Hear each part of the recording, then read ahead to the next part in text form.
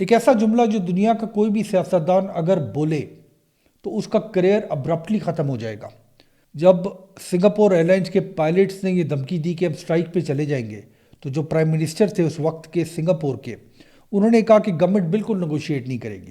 انہوں نے کہا کہ اگر ضروری ہوا اف نیسسری تو سنگاپور ایئر لائنس کو کمپلیٹلی شٹ ڈاؤن کر دیں گے، اور پھر اگر ضرورت پڑی تو ہم دوبارہ سے اس کو سٹارٹ کریں گے from scratch. Help me teach you a lesson you won't forget. And I'm prepared to start all over again. Or stop it. Get back to work. Restore discipline. Then argue your case. 65 minutes. They did as much talking as I did. A lot of them in answer to my questions. کوئی apology نہیں، کوئی compromise نہیں، no concern for headlines. جو strike تھی وہ collapse ہو گئی. اور جو اس ساری کہانی کا، اس ساری تاریخ کا انکمفرٹیبل پارٹ ہے وہ یہ کہ یہ جو ایئر لائن تھی it went on to become the most trusted airline in the world. اور وہ جو ملک تھا جس کے پرائم منسٹر نے یہ فیصلہ کیا تھا، اس ملک کا پاسپورٹ آج دنیا کے سب سے طاقتور ترین پاسپورٹس کے اندر شمار کیا جاتا ہے. سوال یہ نہیں ہے کہ یہ جو فیصلہ تھا، یہ جو سخت فیصلہ تھا، یہ ڈیموکریٹک تھا یا نہیں تھا. سوال یہ ہے کہ ویدر اٹ ورکڈ اور ناٹ. میرا نام عمران ہے اور میری سوچ میں خوش آمدید. 3 آدمی 3 کہانیاں. ایک آدمی سسٹم کے خلاف گیا، ایک آدمی نے سسٹم کو چلانا سیکھا، اور ایک آدمی نے سسٹم کو ڈیزائن کیا. یہ شخص جس نے یہ جملہ بولا تھا ان کا نام تھا لی کوان یو. اور اس بات کو سمجھنے کے لیے کہ یہ شخص ایک ملک کا پرائم منسٹر ہوتے ہوئے یہ جملہ کیسے بول سکتا تھا، اور اس جملے کو بولنے کے بعد ساری دنیا کو یہ پتا تھا کہ ہی مینز اٹ، آپ کو یہ انڈرسٹینڈ کرنا پڑے گا کہ وہ شخص کس چیز کا بنا ہوا تھا. لی جب بڑے ہو رہے تھے تو وہ بلیو کرتے تھے ایمپائر کے اندر. برٹش ایمپائر کا دور تھا اور برٹش رول نے ان کو ایک لیسن سکھایا تھا. وہ لیسن تھا آرڈر، ہائرارکی اور پرفارمنس. 1942 کے اندر یہ جو ایلوژن تھی برٹش سپریمیسی کی یہ بالکل ٹوٹ گئی. یہ علاقہ جس کو آج ہم سنگاپور کے نام سے جانتے ہیں، جیپنیز انویژن جو ہو رہی تھی ایشیا کی، اس کے اندر Singapore fell within days. جو برٹش کیمپ تھے وہاں پہ انہوں نے سرنڈر کر دیا، اور جو لا تھا، جو قانون تھا، جو اسٹیبلش تھا سنگاپور اور اس ریجن کے اندر، وہ اوور نائٹ وینش ہو گیا. اتھارٹی کولیپس ہو گئی اور وائلنس نے ریپلیس کر دیا روٹین کو. لی نے بہت جلدی یہ بات سیکھ لی جو بہت سے لیڈر شاید اپنی ساری زندگی نہیں سیکھ سکتے، کہ جو پاور ہوتی ہے، طاقت ہوتی ہے، وہ ہمیشہ کنڈیشنل ہوتی ہے، اور جب طاقت ختم ہونے لگتی ہے تو وہ اوور نائٹ ختم ہو جاتی ہے. جنگ کے بعد Lee went to Cambridge University England, اور انہوں نے لا اسٹڈی کیا. کوئی فلاسفی اسٹڈی نہیں کی، کوئی آئیڈیالوجی اسٹڈی نہیں کی، بلکہ لا، رولز، پروسیس اور سٹرکچر کو اسٹڈی کیا. جب وہ واپس سنگاپور آئے تو سنگاپور ایک ایسا عجیب و غریب شہر تھا، ایک ایسا عجیب و غریب علاقہ تھا جو ریسٹلیس بھی تھا، ڈیوائیڈڈ بھی تھا. یونینز جو تھیں وہ سر اٹھا رہی تھیں. جو کمیونسٹ تھے اس خطے کے اندر وہ اپنے آپ کو آرگنائز کر رہے تھے. جو ایتھنک ٹینشنز تھیں اس خطے کے اندر وہ بڑی تیزی سے ہر جگہ نظر آتی تھیں. لی did not reject mass politics. انہوں نے جو پالیٹکس ہے اس کا استعمال کیا. انہوں نے جو لیفٹسٹ تھے اس علاقے کے اندر ان کو جوائن کر لیا، ورکر سے باتیں کرنا شروع کر دی اور الیکشنز کو جیتنا شروع کر دیا. 1959 کے اندر صرف 35 ایئرز آف ایج ہی became the prime minister of Singapore, جو ابھی بھی ایز اے برٹش پروٹیکٹریٹ سمجھا جاتا تھا. اور انفیکٹ 1959 کے اندر یہ جو سنگاپور کا علاقہ تھا یہ جڑا ہوا تھا ملیشیا کے ساتھ. اور جیسے ہی لی کو الیکٹ کیا گیا ایز پرائم منسٹر تو اس نے یہ ریویل کرنا شروع کر دیا کہ وہ کس چیز کا بنا ہوا ہے، ہو ہی ریئلی واز. جیسے ہی لی کوان یو آفس میں آئے، پرائم منسٹر بنے، he moved against the very forces that helped him rise. یعنی وہ لوگ جنہوں نے ان کی مدد کی تھی وہ سب سے پہلے ان کے پیچھے گئے. کمیونسٹ لیڈرز کو ڈیٹین کر لیا گیا، یونین پاور کو توڑ دیا گیا، اور اسٹریٹ پالیٹکس کو بالکل بین کر دیا گیا، شٹ ڈاؤن کر دیا گیا. جو رزلٹ تھا ان ساری حرکتوں کا وہ بالکل کلیئر ہے، آج بھی کلیئر ہے. وہ یہ ہے کہ سنگاپور کے اندر کبھی بھی کو نہیں ہوا. وہ یہ ہے کہ کوئی پرولونگڈ ماس وائلنس نہیں ہوا آج تک سنگاپور کے اندر. کسی قسم کا انسٹیٹیوشنل کولیپس بھی نہیں ہوا سنگاپور کے اندر. لی یہ بلیو کرتے تھے کہ جو ماس موبلائزیشن ہے وہ طاقت ضرور جیت سکتی ہے، مگر اگر ماس موبلائزیشن کو بڑھنے کی اجازت دی گئی تو ایک چھوٹا ملک جو ہے سنگاپور کے سائز کا وہ اس کی وجہ سے برباد بھی ہو سکتا ہے۔ 1965 وہ لمحہ تھا جب ملیشیا سے سنگاپور کو ایکسپیل کر دیا گیا، لبریٹ نہیں کیا گیا، ایکسپیل کر دیا گیا اوور نائٹ۔ ایک چھوٹا سا جزیرہ جس کے پاس کوئی ریسورسز بھی نہیں تھے وہ اکیلا ہو گیا، کوئی نیچرل ریسورس، کوئی آرمی، کوئی فوڈ سیکیورٹی بھی نہیں تھی، انفیکٹ واٹر سیکیورٹی بھی نہیں تھی۔ یعنی سنگاپور ایک ایسی عجیب و غریب جگہ پہ ہے جہاں پہ صاف پانی بھی نہیں ہے۔ تو ٹیلی ویژن پہ لی روئے، پالیٹکس کے لیے نہیں، مگر ان کو یہ جو میتھمیٹکس تھی، ارتھمیٹک تھی اس کے علاقے کی، سنگاپور کی، وہ سمجھ آ گئی تھی یہ جو ملک تھا سنگاپور، چھوٹا سا ملک، یہ ڈسپیئر کر سکتا تھا چند ہی سالوں کے اندر۔ اور اس لمحے کے بعد Singapore stop being an idea and it became a system. لی نے جب سنگاپور کا نقشہ دیکھا ہوگا تو انہوں نے کولڈ کیلکولیشن کی ہوگی۔ سنگاپور ایک ایسے جگہ پہ تھا جو دنیا کا بزیسٹ شپنگ روٹ تھا، یعنی شپس اس علاقے سے آج بھی ہزاروں کی تعداد میں آتی جاتی ہیں۔ اور اگر سنگاپور نے اپنے آپ کو پلیس کر لیا ایسی جگہ پہ جب وہ ارریپلیسیبل ہو جائے شپنگ روٹس کے لیے، تو سنگاپور کا سروائیول ہو سکتا تھا۔ یعنی سروائیول کا مطلب یہ تھا کہ انڈسپینسیبل بن جاؤ۔ کرپشن کو بڑی ہی جلدی کرش کر لیا گیا، سختی سے کرش کیا گیا، پبلکلی کرش کیا گیا۔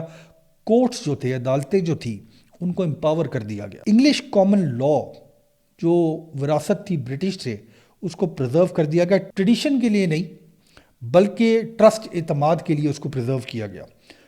کانٹریکٹس جو تھے، یعنی سنگاپور کے اندر رہنے والے لوگ اگر ایک دوسرے سے کانٹریکٹ ایک دفعہ کر لیتے تھے تو اس کو انفورس کیا جاتا تھا۔ بیوروکریسی کو فاسٹ بنا دیا گیا، مگر اس کے ساتھ ساتھ بیوروکریسی کو انفارگیونگ بنا دیا گیا۔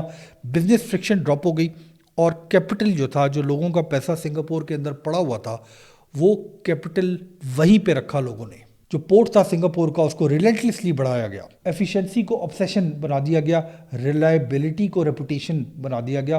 Singapore now became the busiest most dependable ports in the world. جو شہر ہے سنگاپور کا، آج بھی ادھر جائیں تو اس میں جو ڈائیورسٹی ہے، کئی ایسے ملک ہیں دنیا میں جہاں پہ اس قسم کی ڈائیورسٹی ہو تو اس ملک کا کھانا خراب ہو جاتا ہے۔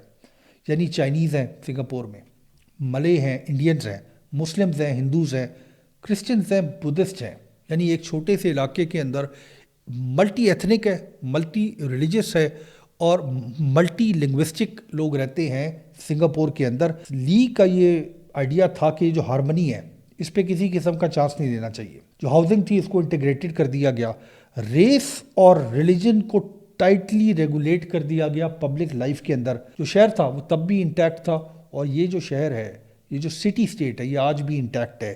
اور اس کے بعد وہ بات جس کے بارے میں آج ہم سب جوک کرتے ہیں، سوشل میڈیا پہ بھی آپ کو نظر آتا ہے، لوگ کہتے ہیں Singapore is a fine city, اور اس کا مطلب یہ ہوتا ہے کہ وہاں پہ کچرا پھینکنے پہ فائن ہے۔ انفیکٹ وہاں پہ اگر آپ چوئنگم لے کے چلے جائیں سنگاپور کے اندر، آپ کو تب بھی فائن لگ جائے گا۔ سگریٹ پینے پہ فائن ہے، ویپ کرنے پہ فائن ہے، زیرو ٹالرنس ہے پبلک ڈس آرڈر کی۔ نتیجہ یہ ہوا کہ جو سڑکیں تھیں وہ صاف ستھری ہو گئی، جو پبلک سپیسز ہیں وہ سیف ہو گئیں، اور جو ٹرسٹ ہے اٹ ریپلیسڈ ویجیلنس۔ الیکشن ویسے آج بھی ہوتے ہیں سنگاپور میں، شروع سے ہو رہے ہیں، لوگ ووٹ بھی کرتے ہیں۔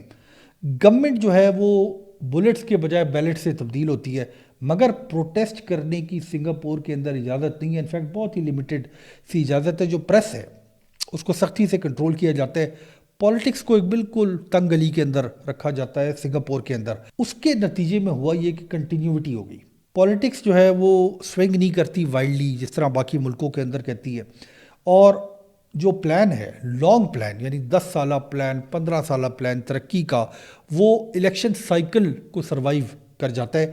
ایئرپورٹ اور ایئر لائنز جو ہے سنگاپور کی، وہ بھی سیم لاجک فالو کرتی ہے۔ چینگی ایئرپورٹ وہ بنایا امپریس کرنے کے لیے نہیں گیا تھا، بلکہ وہ بنایا یہ اس لیے گیا تھا کہ جو لوگ ہیں جو سنگاپور کو چاہے وہ ایز اے اسٹارٹنگ یا ایک ٹرانزٹ ہب کے طور پہ استعمال کریں، وہ اسموتھلی موو کریں، پریڈکٹیبلٹی ہو ان کی موومنٹ کے اندر، کیوس نہ ہو کسی قسم کا۔ Now it is one of the most efficient airports in the world.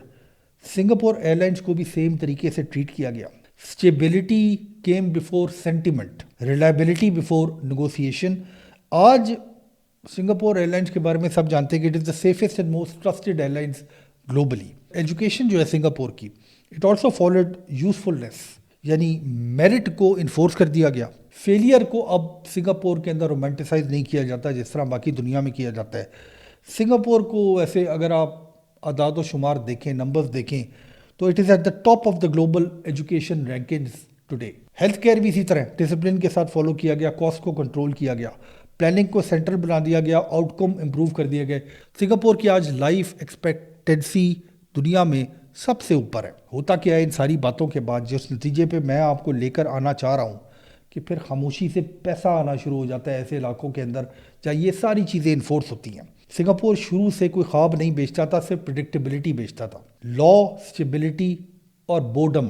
جی ہاں، سنگاپور ایک انتہائی بور شہر بھی ہے. مگر ہوا یہ کہ کیپٹل اب پارک ہونا شروع ہو گیا.